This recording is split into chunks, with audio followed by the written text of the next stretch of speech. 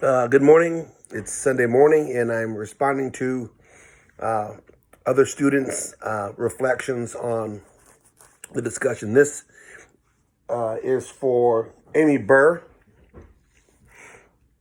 Thanks for sharing. The thing that you said that really struck me as very important to consider and always be on the forefront of our minds is, why do we accept gifts and donations in the first place? And I believe your words were that your church only accepts gifts based upon their ability to support the church's mission statement. And I thought, wow, that's so cool that you are so in tune with your mission and vision that you'll only accept donations if the donation actually moves the work forward. I'm not sure about other churches and other congregations, but I recognize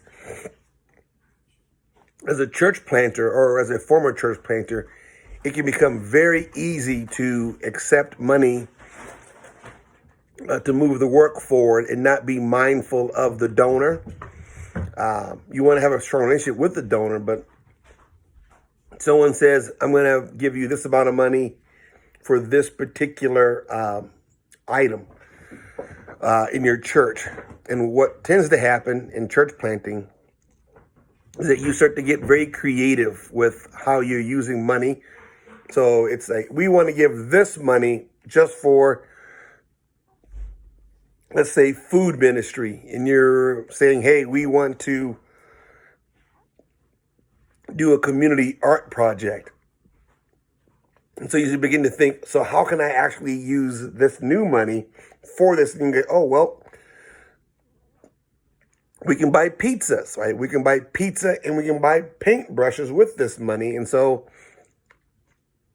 the idea of buying pizzas includes food, which might cover the idea of food ministry. And so I think that it's important to be mindful of the donor and the amount of money that's coming in and where the money is going. But I think that you guys, it sounds as if you have